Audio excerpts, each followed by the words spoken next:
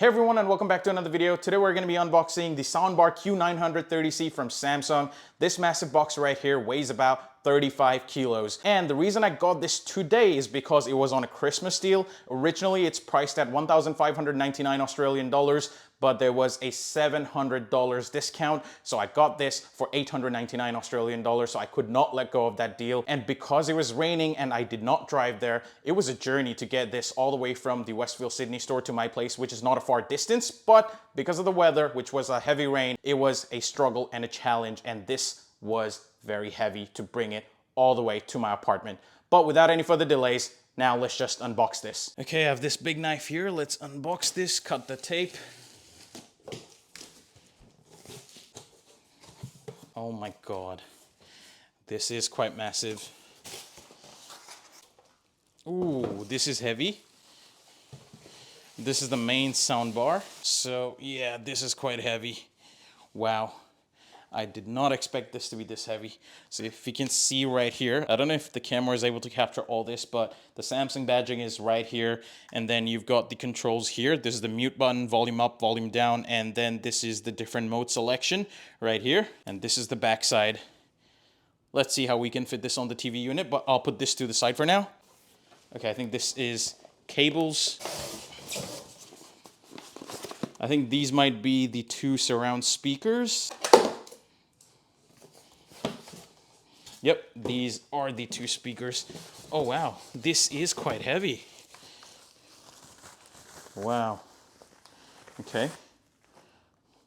Oh, that's amazing. When I saw this in the store, one of the concerns I had was maybe this is not going to be able to stand on its own because the top part right here, this is like a curve, and the bottom as well is a curve. And I thought this stand right here is a separate purchase, but no, it's not a separate purchase. It's like, you know, like it can't stand on its own. It's not going to be curved. I was really worried about that, but that's really good. This is the surround speaker and it's curved, and I thought the bottom was the same because when I saw it in the store, it was curved, and it is curved.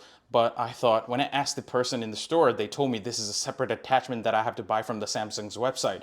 But no, it's not a separate attachment. It comes like, you know, it's like part of the speaker. So it can stand properly and it's not gonna be wobbly. That rhymed. Let's continue on. Oh my God, I think based on the size of this unit, I think this speaker system is gonna be insane. Oh, this is the subwoofer. Let's see, is there anything else that we get? No, there's nothing inside. No, there's nothing here, so that's it. I'm sweating a lot because this is very heavy and intense, but let's take the subwoofer out now. Okay, let's take this out.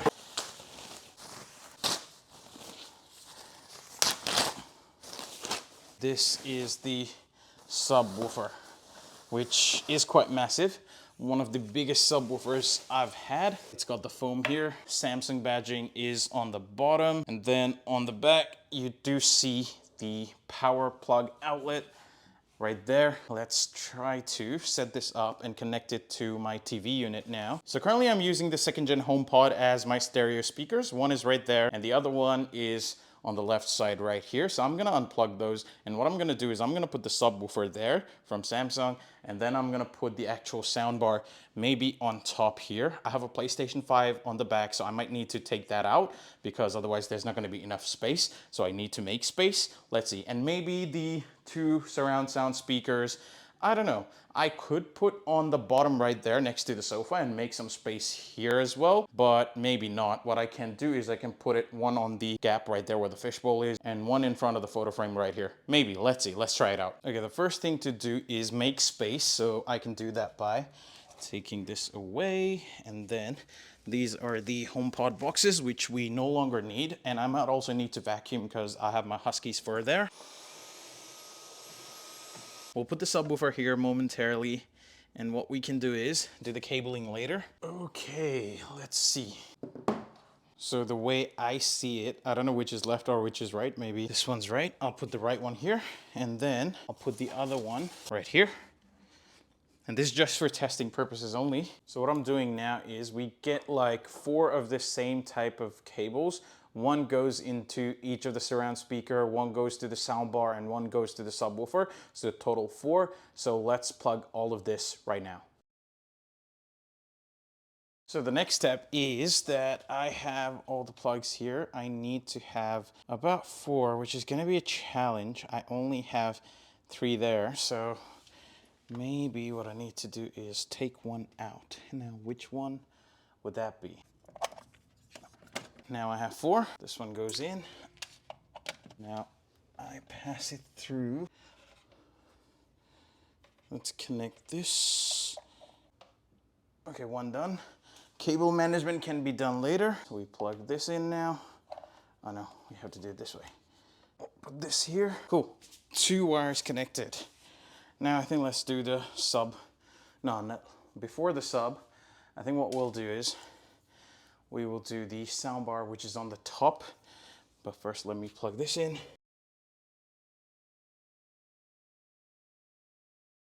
Okay, that's done. The subwoofer is connected and I did see the light come up here. Now the final one is left. Take this one out. Okay.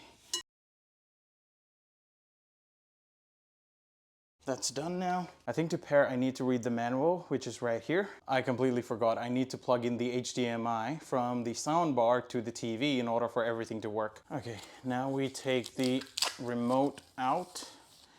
Oh, it's a really nice remote. Not bad. So we also get the battery. So what we do is we plug the battery in. And then we do this. Oh, my dog's hair. Okay, remote's powered. Now we turn on. Oh, it said bye, so it was already on. Let's see if it changes when I turn the TV on. Still saying DIN. Now using the HDMI cable that came with the sound bar, I connected the HDMI on the eARC port of the TV, and there's also an eARC port on the sound bar. So I connected them, and the Apple TV is connected to a normal HDMI on the back of my main TV. So whenever I use the Apple TV remote and do the volume up, you can see the number 21, 22, and if I do the volume down, it changes and controls the TV. So using one remote, the Apple TV remote, I can turn the TV on or off, and that turns off the soundbar as well as the TV. And if I press again and hit the power, you can hear the sound, and the TV is on, the soundbar is on, so everything is on. And hopefully when I play the audio, it should come from the soundbar as well. Not too sure if these speakers and the subwoofers are paired, but it should be fine now. Okay, everything is connected, everything's been wired up. Let's play some no copyright music to see how the audio quality is. Let's play another one.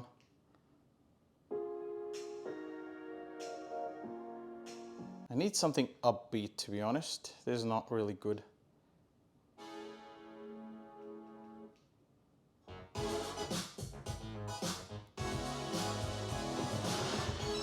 Okay, if you ask me, the audio sounds amazing. I've done a lot of testing at the moment and it sounds really good. It would have been better if I could actually take these surround speakers and put it at the back of the sofas. So when I sit in the middle, I would actually get a 360 surround sound kind of feel. But that's not possible in my apartment at the moment. So what I'm gonna do is I'm gonna leave it right there, and maybe I'm gonna work something out. For the moment, I'm just gonna clean it up and, you know, complete the setup. But that's been it for this video. Thank you for watching this. This has been the biggest purchase in terms of the surround sound that I've ever done. What I'm gonna do with the HomePod 2nd Gen is I'm gonna take this to my bedroom. But yeah, this is definitely worth it for the price that I got. It's basically half price, so I didn't wanna miss it. And this does sound amazing. Thank you for watching this video. I'll see you in the next one. Till then, peace.